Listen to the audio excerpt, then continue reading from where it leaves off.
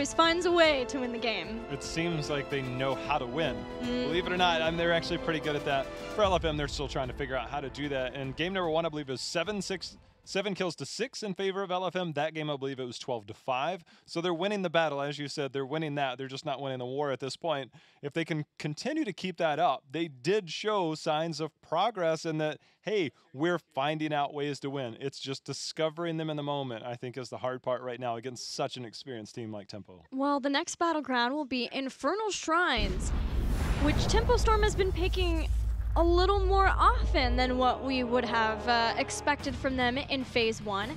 Even picking it over Towers of Doom, which you and I thought would probably be the choice for Tempo Storm. Heck, Volskaya Foundry is still up, Jay, though it's a different Volskaya Foundry than before. Yeah, I mean, Tempo loves to have second pick. They absolutely love to have second pick.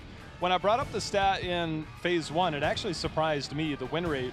I think at first pick, they were something like 9-6, about 80% of the way through the season. And at first pick, it was much higher at somewhere like 19-3. Right now, coming into today, they were 7-1. Now, after that last game at second and pick, they're 8-1. As first pick, they're 3-2. So I'm not saying that they're a bad first pick team. I'm saying that they love second pick, and they're not as good as first pick. Well, they're going to be second pick again here on Infernal Shrines. The one game that we saw them play on Infernal Shrines was Game 1 versus Octalysis. And you know, I looked at this series. Tempo plays Team Freedom on Sunday. And as we've seen, Freedom is a strong team. I thought, maybe Tempo will want to hide some strategies this series. But Tempo doesn't really feel like, Jay, how the team that's hiding strategies right now. They feel like a team is just going to come in, play what they think is strong, draft to their strengths. And they did that versus Octalysis. They played Illidan and Alex Straza on Shrines. They lost to a Punisher with the core, but it still was one heck of a game. Yeah, everybody kind of respects the Punisher a little bit more. I know I do. Well, Johanna being banned out. To me, this is the thing where I like seeing this type of adaptation in draft. You take away Johanna from the equation. Muradin has been high priority for both Fury and Cattle, but Johanna put so much respect in your warrior choices. Diablo, a lot less appealing. ETC, almost impossible. Muradin's the only one that can kind of stand toe-to-toe, and even then, it's just too much control, especially for a map like this. Urel's going to be picked up, and now, as we saw with Endemic earlier, willing to commit early to Alex Straza. See if Tempo Storm will be willing to do the same. They did last time versus Octalysis.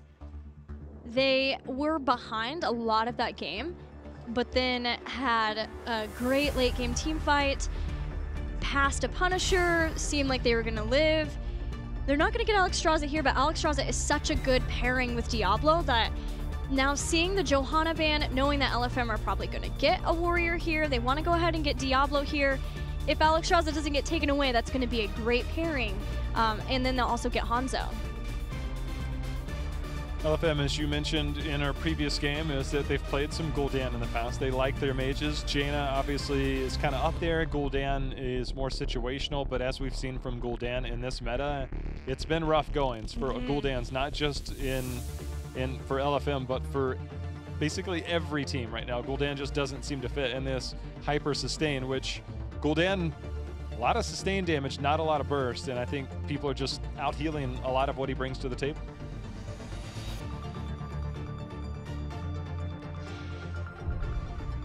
I think if they get it, it'll be way later. We'll see whatever tank Fury wants here, most likely.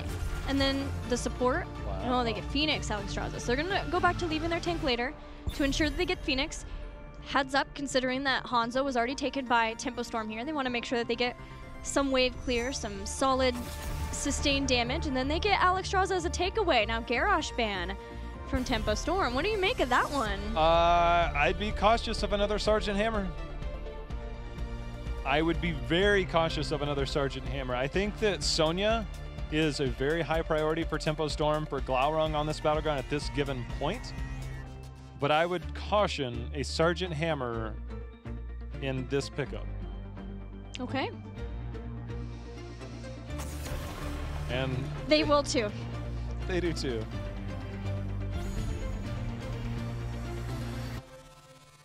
One thing,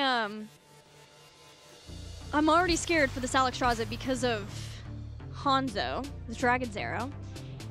But then also now having Deckard Cain, it's tough to pick an Alexstrasza up above, though she does have such good shrine control. If you get the lead on a shrine, it is yours. This is one of those moments where I think that Yrel is strong, but I kind of wish for that Dahaka to put the pressure onto the Deckard. There's a lot of good spots that you can get onto him, but that's another story for another time. We've seen very good control over those chokes with Lornado and the Scroll of Sealing that goes down. You gotta have something that can escape that. Yrel does okay. Muradin can get locked down and blown up in any of that, flipped over by Diablo. So they're gonna go ETC. And Tychus. I love the Tychus pick. Yeah. Great on shrines with the grenade for clear. More importantly, the minigun for Diablo. Oh yeah, oh yeah. Trying to bring down that big beefy target once he gets all of his souls can be really hard. The minigun is going to work out really well for that. Tassadar thought that was a likely pick for Tempo Storm. Almost wondered if LFM would ban it until you saw that Garrosh, and that might have just been a clever ruse yet to force LFM to ban that hammer so they could get that Tassadar, because Tassadar is solid with Sonya and Hanzo. It works out pretty well with Diablo, making another wall for a charge, though there's lots of walls on Infernal Shrines to get those charges. This is a well-rounded composition from Tempo. Again, one of the two maps between Infernal and Tomb where Tassadar can go independently, but it also gives you the single target save that Deckard throwing heals out does help, but the extra shield is good, contributes to the clear of the shrine. Potential late game siege once we get Archon post level 10 and then Infinite Archon at 20. We know Fan on this, which I imagine will be playing that Tassadar, is incredibly powerful. Probably the most, we hear that Yoda is the best, but in terms of sheer damage, as far as like playing the damage dealer, Fan I think actually holds that title. He's been playing Tassadar since, a long time. He's been on that Tassadar, loves to deep shift into the back line, and now, because you can get the dimensional shift reset and Archon, it's a pretty good time. Also, I thought the Deckard Cain was a nice addition for Tempo Storm. We know that Fury wants to be aggressive as a warrior, set up kills for the team, and with the Garrosh gone, the Diablo taken, it was entirely possible that LFM would look to that ETC, and now you have Lornado as an interrupt if he wants to mosh pit. Well, we're going to get block for Sonya, which is good against Phoenix, not so great against Tychus, so depending on positioning, may or may not see the maximum value, but given the circumstances, keeping some of that damage at bay, not a bad choice as Tempo walks forward, gets a little bit of early siege damage out.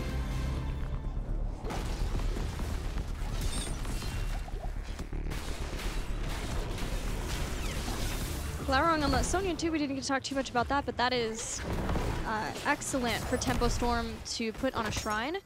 Tassadar too, they have a ton of wave clear, as evidenced by LFM having to leave droplets to clear out the dregs of the rest of the minions in the mid, while the rest move southward. June is just, as more and more people pick up, he is the one that says, I am changing the build of Deckard. Whether you like it or not. Yeah, it's just something that works really well. Fan gonna eat a bit of damage there as he gets away, but plenty of healing potions. Swab's bringing the big hammer towards Glaurung, and you know, Tassadar and Sonya used to be the hotness on Infernal Shrines a couple years ago. Sonya's always been good on this battleground. Tassadar's always been good, but pairing them together, their success rate is very high. Yeah, being able to provide the shielding in between her being able to whirlwind and get herself healing in is a big reason why you see that duo in action. The supporting of Sonya so that she can just shine and go even deeper in the back lines of your opponents. We saw a mirror of the mid camps, but Tempo Storm, with that wave clear, has rotated down to try to get that bottom camp too, while LFM are just going to try to siege, clear out the Khazra in favor of Tempo Storm in the mid, and see what they can get done there with that Phoenix. I'm looking at the interrupts, so clearly Deckard has two very good interrupts to deal with, a mosh pit and Dragon Arrow as well. you know, we've seen stage dive to limited success up to this point, and I really think that Mosh Pit, sometimes it's just finding those 1 to 2 seconds of locking people down that really have the high impact. And curious how Fury is going to approach this. His most successful warrior over his career, definitely the most experienced. We'll see what he opts to go with. Whatever Fury picks on ETC, I'm going to trust. I suspect Fury agrees with you, and this will be a mosh pit game. Apocalypse could be the choice for Diablo's another way of trying to deal with that, but it's been largely Lightning Breath, and it does help out with the clear, zoning, damage, the slows too. I mean, that's the thing, is the way that we saw Justin use it with that upgrade at level 20, it was just a matter of like, okay, that's a nice dragon you have there. What if I just breathe fire in return? And it actually worked out really well on the shrine. You mentioned zoning, that's one way. I mean, because the dragon cannot knock you back because you are unstoppable while casting it. We'll see if that is going to be the pickup. Finn takes some shots from droplets now. LFM have some people on the shrine, but Tempo Storm, despite having these good shrine heroes, we're just trying to get some structure damage done in the top. Similar to Infernal Shrines and what we saw Freedom do in the last series.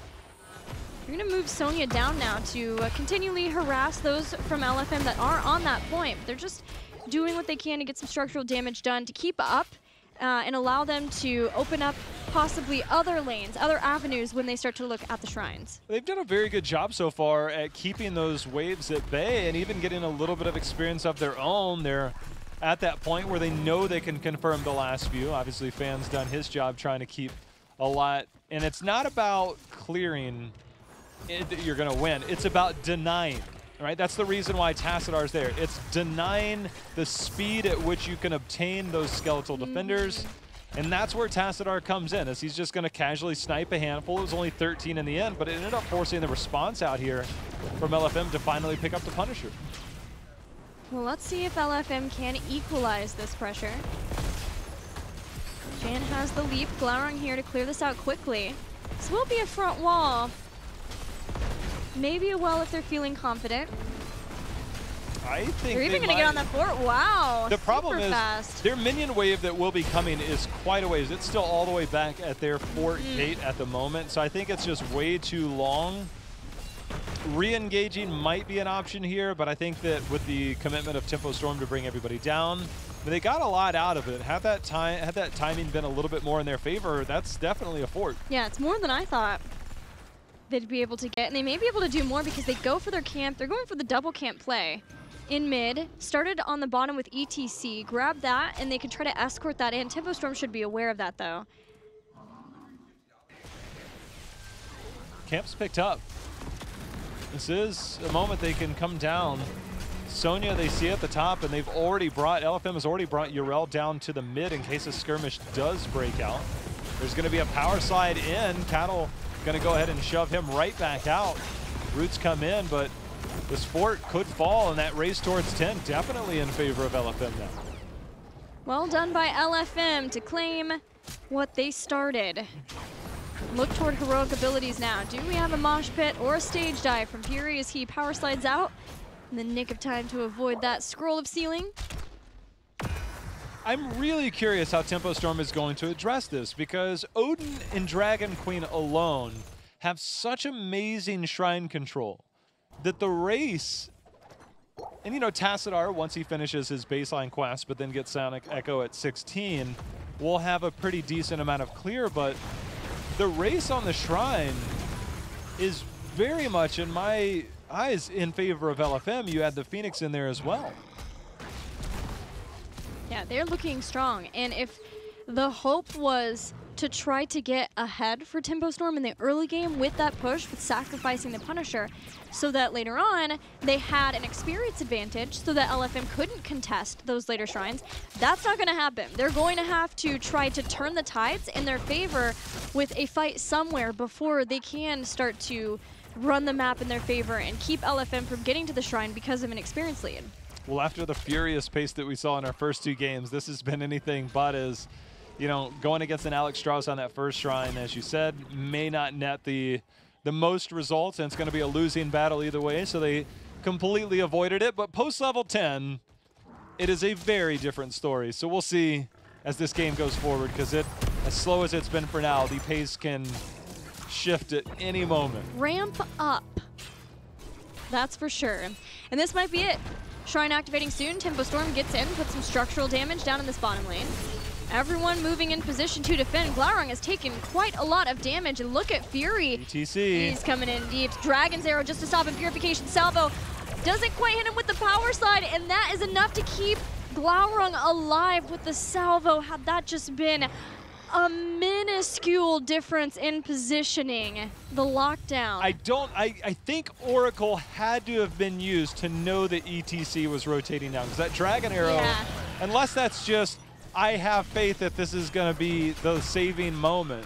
That Dragon Arrow was clutch. There's a power slide in, and the re-engage here by Cattle. Cleansing Flames are out, Gilly. Yes, but the heal reduction was stopping some of that. Figgy goes into the Odin now. Alex Strauss drops down, aware, hopping into Dragon form. Big abundance to heal them back up. This is good for LFM. They get back on the point. They have 27. This is exactly where you want to be with this composition on a shrine. Tempo's like, yeah, you got it. It's fine. I mean, that escalated quickly for LFM. When I saw those numbers, they're rising, they're okay. Yeah, there's no contesting this. And now up in the top is going to be Fan defending against that Shaman camp. You know, the one thing about having to use Odin for defense and the clears, you don't have Odin to siege up with. That's a small thing, but definitely missing out on quite a bit of siege damage. But this fort will fall. Potentially one tower on the keep wall. Oh, that power slide right after the leap. Figgy was there to try to get the damage in with Tychus too. Tornado separates the rest of the team away. Fury's trying to stay alive and a salvo to disengage as the rest of the team work down this. Mosh pit. I said disengage, but Fury's right back into the action, and Goomba Stomp takes down the Deckard Kane. He was willing to trade. He ended up trading out 2 for 1. There's going to be the damage reduction on Glaurung. There's going to be the follow-up. That is another takedown as LFM taking the fight. And again, I told you, it is not about the masterful mosh pits. You don't have to get the 5-man mosh pit, Gilly. That is what you expect from a veteran player to come in. It is not always about the flashy plays. He knew that he could trade out 2 for 1 there. Ended up getting a 3rd kill. Diablo lost his soul, so they won on so many fronts trading out there. J-How, I feel like had this been week 1 LFM, that follow-up would not have been as snap. But Fury, when everyone else is starting to back off, he power slides right back in, gets that mosh pit, and the rest of the team swaps, jumps in to join in. He knows he's going to trade, but he knows he gives his team more. And LFM gets a lot more out of that too as they're working down this final fort of Tempo Storm. Oh, if LFM gets this is a big chunk in experiences. Now the race for 16. This now will firmly be in favor of LFM. They don't need any setbacks at this point. This is a chance, I think, for them to let their foot off the gas a little bit. Play the map. Play towards 16. It's going to be in the top. Take away some of the camps, the options available for Tempo Storm. Race towards 16, because I believe the timer should be in LFM's favor to not give up enough experience. Tempo Storm might be on the tail end of it, but as we've seen with an Alex Strauss and with a Tychus, if you get any amount of lead, it is very easy to seal the deal on that shrine. And enough of an experience lead, and they may not have to use those abilities to take the shrine, which is far scarier for Tempo Storm when they start to look at the siege. The next shrine is going to be in the top. That is all of the forts are gone, so that is looking at keep damage now from LFM2. And with 16 on the horizon, Tempo Storm is just going to have to slow their roll back on out, unless they can try to get a pick maybe right now. But it's far too close. It's so close. The threat of 16 might be enough to keep Tempo at bay, but Glaurung's like, nah, I still like the fight.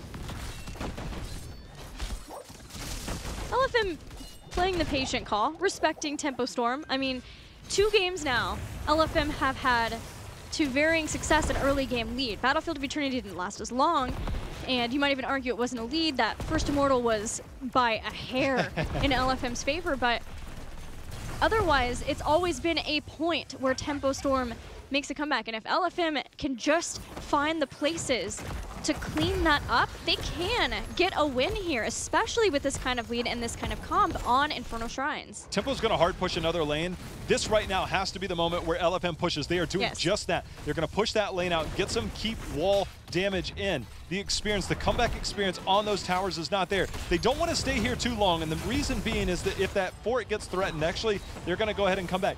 This just empowers this next Punisher to not just get keep wall, but now talking about keeps. And if things go really crazy with a mosh pit, could be looking at final. But they have to get back to this. This is why I said you can't stay too long, because 16 now dangerously close for Tempo Storm. Glaurung's going to try and get it here in the bot lane.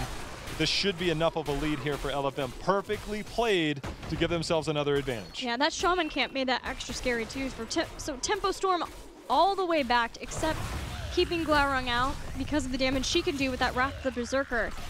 Getting the fort down in the bottom. This is Tempo Storm, if they can survive this, setting themselves up to be back in this game after this Punisher push. So LFM, they need to get something done with this. They, at the very least, need to get that keep down so they have catapults. Yeah, and the experience. They need to regain that experience advantage because they lost both of their forts, which is not only experience, but map control. They gave that back to Tempo Storm in those other lanes, so they definitely have to make more happen here. They have Odin, they have Cleansing Flames, they have the Dragon Queen with the upgrade at 16. So it's an opportunity for them to siege up and do damage and see if they might be able to end the game. There's the Shadow Charge in. Swabs gets flipped over. Dragon Queen is out. Lornado, one of the interrupts for Mosh Pit, is also down. See if Fury can find a moment to rip one of these Mosh Pits. Pacify used on Diablo as the Lightning Breath was used. LFM fully focused on getting this keep down, and they will do so. Trying to back on out here. Tempo Storm is going to try to keep this fight going, try to see if they can get someone on the retreat. It's a long road back for LFM. Dragon Queen has been out. Fury takes a chunk of damage. He might turn. I mean, I think if Dragon Zero was down and Lornado was down, that was the moment. If it was going to happen, it was going to happen then. Again, that experience, comeback in those forts. Here comes Fury. There's going to be the power slide over. Getting a little bit to safety. He's going to hop on the point, get some healing, but the healing reduction is there. Cleansing Flames out. On Purification Salvo too. Fury knocking back Glaurung with the Cleansing Flame. Alex Straza stays alive as all of Tempo Storm looking for blood. LFM backs out again. This was the point that LFM started to lose in previous games, so they're being cautious about whether or not they can engage. They've used a lot of their heroic abilities. They need to be careful here. They've used Cleansing Flame too. They're going to go into this choke. Caterpillar has Lightning Breath, and he uses it with the Lornado. This is a problem for LFM. Yeah, that choke point is condemning them. Droplets knocked out of warp. He's going to fall. Biggie trying to get out of there. Swabs, he's in retreat. And LFM, just the moment they get control, they're going to give up some of that in the experience advantage. Going back over to Tempo Storm, 3 members down. And now Tempo Storm, they're taking it and they're running with it. And Gilly, the next shrine in the bottom lane, they get the race to 20 on the side of Tempo Storm. They get the keep wall down. And now they can start threatening keep and potentially game here by the time the 20 tier rolls around. 40 seconds until Swabs is back. We're going to see Odin be used by Figgy to try to scare away Tempo Storm from pushing further behind this, because 10 seconds until ETC is back, and they will back off. Tempo Storm content with that keep in the lane where the next shrine's going to be when they have amassed the experience advantage. And burning something like Odin is a great sign for Tempo Storm, but as you mentioned, it does feel like LFM had opportunities to force that fight earlier in more favorable positions. They knew that they needed to somehow keep their lead going if they could off of that keep, but unfortunately for them, that was a scary place to take a fight versus things like Lornado, June's Lornado to say the least, and the Lightning Breath. It seemed like every moment that we saw Fury consider trying to turn back around, June's positioning, repositioned himself, making sure that he was not caught in that. And so very heads-up play. It's what you expect out of that type of player. But definitely LFM, the minute they get that keep, they had retreat options. They chose to take that fight. And taking it in that choke against the Diablo and a Lornado is super scary. And now they're looking at being down a talent tier, being down 20, and having no keep in the Punisher lane. That is very scary. This might be desperation dive core moments, but Odin, 15 seconds out, they might try and take a fight here as well, but LFM is in a very tough spot. If they were hoping to get a fight before 20, Tempo Storm was far too close. for that to happen. But with that being the only camp up, they knew that it was likely a place where some of Tempo Storm could have been. Ideally, they get a pick on someone there. Play of the game. That's the only reason we see Hanzo on the top, because if a fight breaks out, he will rip that Dragon's Arrow and join this fight. He's holding that pick. Actually, it is now locked in. Fan with that Infinite Archon trading out against Droplets. Fight raging on here in the middle. Here comes the play. There is the play. Dragon's Arrow, and Finn jumps out of it to put the damage on Swabs. They're going to back off to the safety of this Dragon Queen. That's a big abundance that will heal them up. LFM still hanging in this fight, but that is such a long lightning breath. But we saw the mosh pit work for Fury, even without 20, even without something like a Torbus. Cattle dives forward, finds a Fury, takes him down. Cattle so close to fall, but he sustains himself through June and the heels of his It looks like they're trying to re-engage, but Droplet's taking a lot of damage here. Fan continue with the Infinite Archon. Swab's going in, trying to steal, but he's going to get tossed over and rammed directly into that. Maybe a scatter arrow, but either way, Swabs is dead and 2 members down.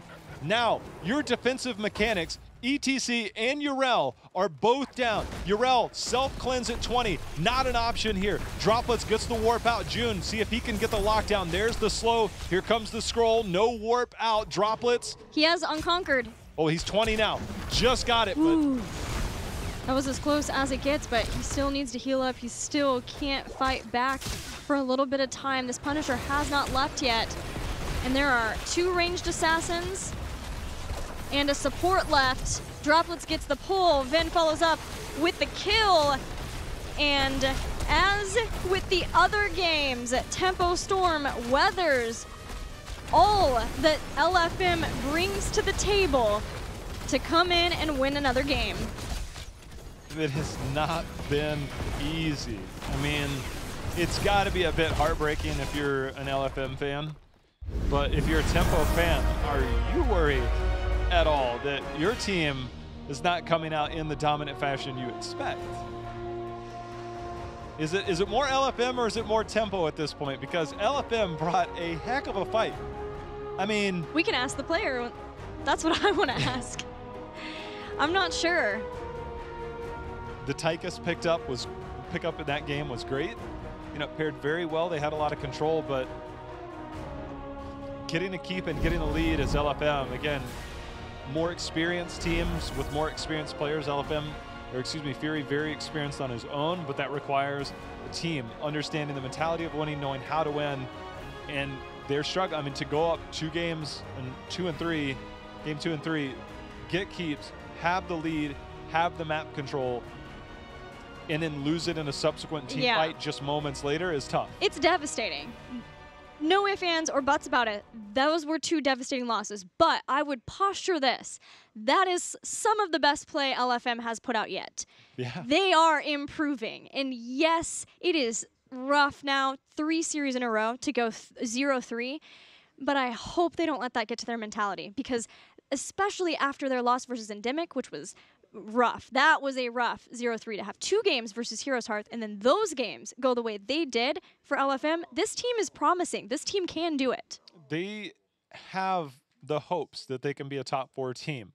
Top 4 team before Western Clash, definitely not necessarily a reality now. Right. But going forward, again, it's just a matter of getting to the playoffs for them at this point. The Western Clash, let's not focus on that. Let's focus on the long term. And I think that they still have the potential to climb out of that 7-8 hole that right now they're currently in with no tomorrow. And we'll see how that goes. But for Tempo Storm, still undefeated, and that's the main thing. Doesn't matter how you got there, it's that you're still 4-0. Yeah, and with a good game percentage too. They didn't lose any of those games. So when you're looking at differential of games, when we start questioning the standings and where truly teams are going to be, standings affect seeding when you look at things like the Western Clash. And so for them, they want to be as high as they can because everyone wants to avoid Team Dignitas or Team Liquid, depending on how that match goes. Yeah, we'll find out about that soon. I can't wait for that one. That one looks good. I'm really excited for Tempo to continue to show their resolve through experience. That is the name of the game, is their experience, their shot calling, their knowing how to win has been here. But similarly to Heroes Hearth, there's been some adversity. It hasn't been clean victories for either team, and you could argue the level of competition is definitely there. but we want dominant wins from our dominant teams. We want dominant wins. In Tempo Storm, they're 3-0. And so on paper, 3-0 looks dominant. But in reality, it's been a bit tougher than meets the eye. I think it's very interesting to see Tempo Storm be in this position, too, because I remember a time when Tempo Storm would have been the LFM, like that. The first GCWC, when they got like a 4-level lead over Ballistics and then lost that one, and they were the ones with the early game, but then closing out. I don't know what's about to happen. Something's over there. I don't even know.